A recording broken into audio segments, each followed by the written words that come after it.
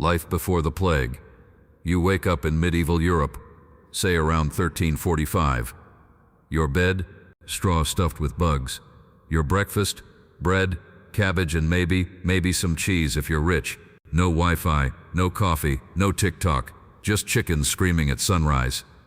Life is tough but steady. Markets buzz, churches dominate everything, and gossip spreads about strange illnesses from the east. But you shrug it off. Diseases are common, right? Except this one isn't. This one is different, and it's coming your way. Picture this: the Mongols are laying siege to Kaffa, a trade city in Crimea. Their army is dropping dead, not from swords but from sickness. So in a move straight out of a horror movie, they start catapulting plague-ridden corpses over the city walls. Yep, medieval biological warfare. Merchants flee, hopping on ships bound for Italy. But they don't sail alone. They carry rats. The rats carry fleas.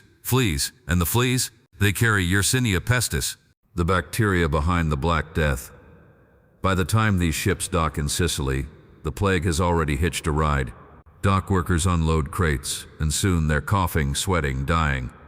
Question for you: would you have stayed to help, or bolted the second you saw a sailor collapse? It spreads like wildfire. Florence, 1348. Chronicler Giovanni Boccaccio describes bodies piling in the streets. You can hear bells tolling non-stop for funerals. The air reeks of rot, smoke, and fear. Families abandon their sick. Parents desert children. Some people hide indoors, praying desperately. Others, they throw wild parties, figuring if death's inevitable, they may as well go out dancing. Imagine stepping outside. Carts creak by, loaded with corpses. People wear flowers or herbs around their necks, hoping the smell will block the bad air. You cough once, and everyone stares. Is it the plague, or just dust in your throat? Doesn't matter. Paranoia is everywhere. Enter the plague doctor. Leather coat, gloves, and that iconic beak mask stuffed with herbs. Honestly, they look more like horror villains than healers. And guess what? They didn't cure anyone. At best, they wrote notes about your death. Treatments? Hilariously grim. Bloodletting with leeches. Sitting between fires to sweat out the plague. Drinking potions made of crushed emeralds. Arsenic, or I swear this is real. Ground up toads. And then there were the flagellants.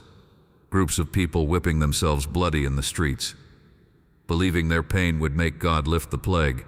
Question: would you try the weird cures, join the whipping parades, or just accept your fate? By the time the first wave ended, the plague had killed up to half of Europe's population. Entire villages vanished. Fields went untended. Laborers who survived suddenly had power. Wages rose, serfdom cracked, and the old world began to crumble. The church, once unquestioned, lost credibility. Art grew darker, obsessed with death, skeletons dancing, grim reapers, the works. And here's the kicker: the Black Death never fully left. Outbreaks kept flaring for centuries. So, would you have survived the Black Plague? Be honest, are you the tough survivor type? Or would you be first card out of the village material? Drop your answer in the comments. Hit like if you enjoyed this deep dive into history's darkest hour, and subscribe for more chilling stories. Until next time, stay curious, stay safe, and maybe keep an eye on the rats.